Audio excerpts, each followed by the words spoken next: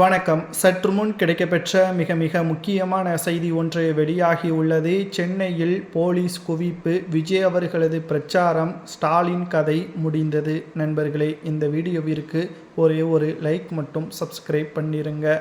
கிட்டத்தட்ட விஜய் அவர்களது அரசியல் பயணம்தான் திமுகவின் ஒட்டுமொத்த ஏற்பாடுகள் செய்யப்பட்ட வெற்றிக்கான அடையாளமாக ஸ்டாலின் திகழ்கிறார் என்ற ஒட்டுமொத்த புகழாரமும் தற்பொழுது இந்த தேர்தலில் முடிவிற்கு வந்துவிட்டது. சென்னையில் பிரச்சாரத்தை மேற்கொண்ட விஜய் அவர்கள் வாகனங்கள் கிட்டத்தட்ட 5000ற்கு மேற்பட்ட வாகனங்கள் ஒட்டுமொத்தமாக மிக பிரம்மாண்டமான ரோடு ஷோவாக பார்க்கப்படுகிறது. கரூரில் நடைபெற்ற அசம்பாவிதம் சென்னையில் ஒரு அளவு கூட நடைபெறவில்லை. இதிலிருந்தே தெரிகிறது, கரூரில் நடைபெற்ற துயர சம்பவத்திற்கு பின்னால் செந்தில் பாலாஜி தான் இருக்கிறார்கள் என்பது மக்கள் இப்பொழுது நன்றாகவே புரிந்துவிட்டார்கள். விஜய் அவர்களால் யாருக்கும் எந்த ஒரு பாதிப்பும் வரவில்லை.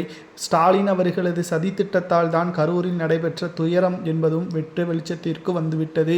ஸ்டாலின் அவர்கள் கூறி வந்தார், சென்னை முழுவதும் திமுகவின் கோட்டை, அங்கு அதிமுக ஒரு சில தொகுதிகளை தான் கைப்பற்றும், மற்ற இடங்கள் அனைத்தும் திமுகவின் கோட்டை என்று ஸ்டாலின் அவர்கள் மற்றும் அமைச்சர்கள் பேசி வந்தார்கள். ஆனால் இன்றைக்கு சென்னை முழுவதும் உள்ள அனைத்து தொகுதிகளிலும் விஜய் அவர்களது பிரச்சாரங்கள், வாகனங்கள் சூழ்ந்து ஒட்டுமொத்த வரவேற்புகள், சென்னையே போலீஸ் குவிக்கப்படக்கூடிய நிலைமையும் உருவாகிவிட்டது.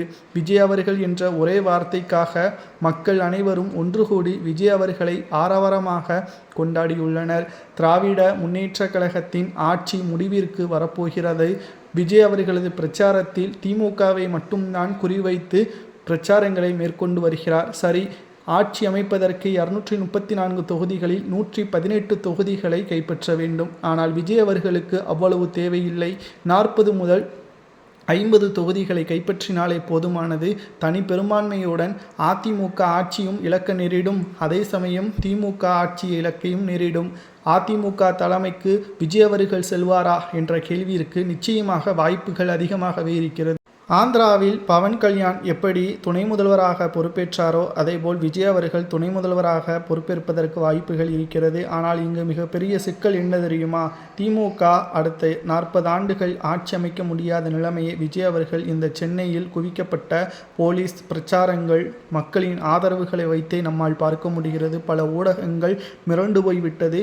ஏனென்றால் அண்ணா, எம்ஜிஆர், காமராஜர் போன்றவர்களை பார்க்க வருவது போல் தற்பொழுது விஜய் அவர்களை பார்க்க வருகிறார்கள். கூட்டம் ஓட்டாக மாறாது என்று கூறுகிறார்கள். தபால் ஓட்டிலும் விஜய் அவர்கள் தான் முன்னிலையில் இருப்பதாகவும் தகவல்கள் வெளியாகியுள்ளது.